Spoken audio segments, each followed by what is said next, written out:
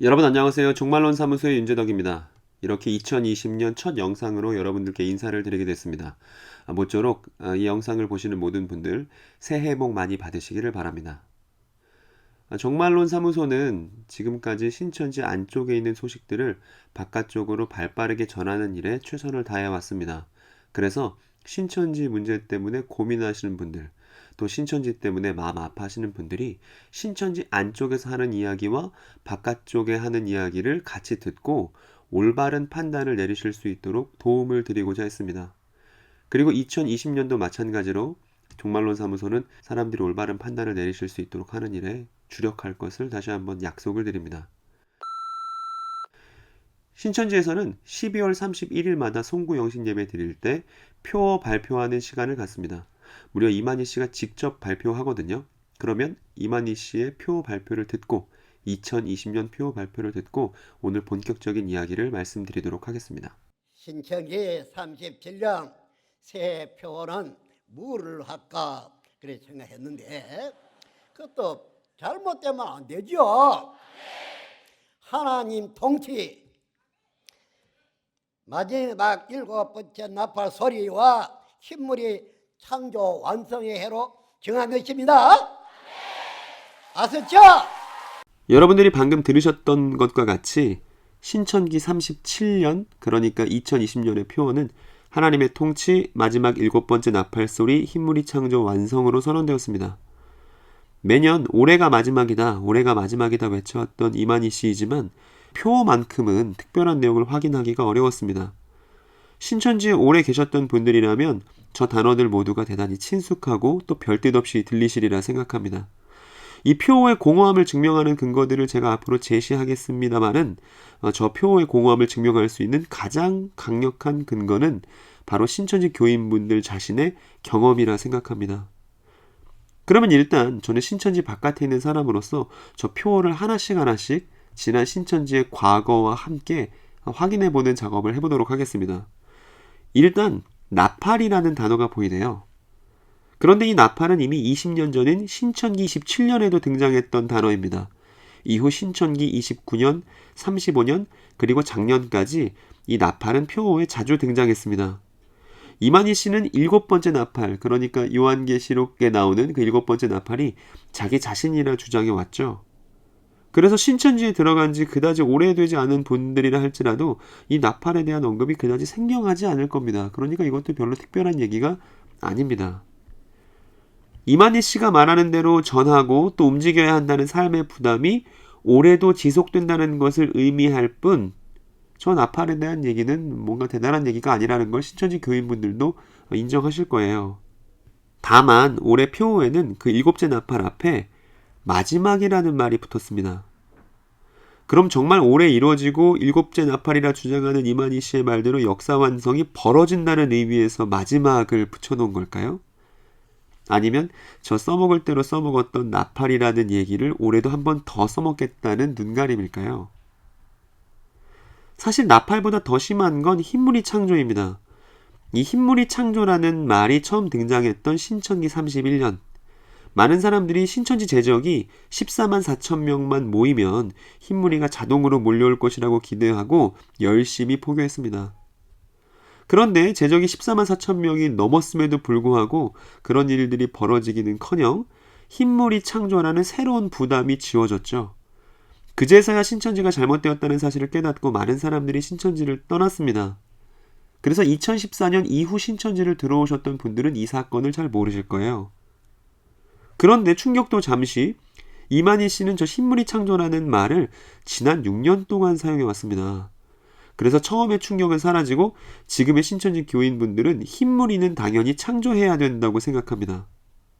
그런데 신천지 교인 여러분, 흰무리를 창조한다는 것은 어떤 것인가요?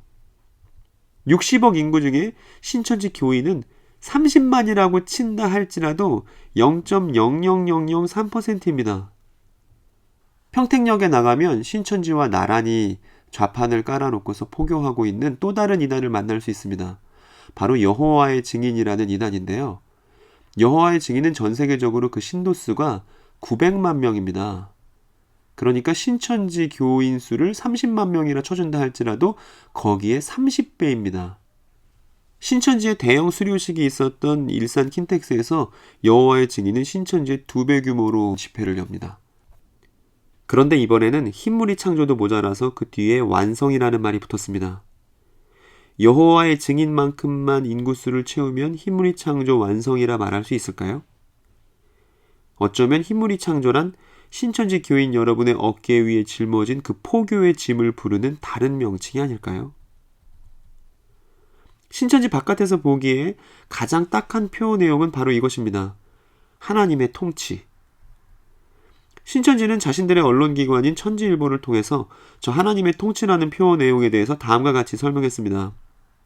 신천지 예수교 증거장막 성전이 올해를 하나님의 통치 원년으로 선포하고 성경의 예언이 이루어지는 실상복음의 대세화를 2020년 주요 역점 사역으로 발표했다.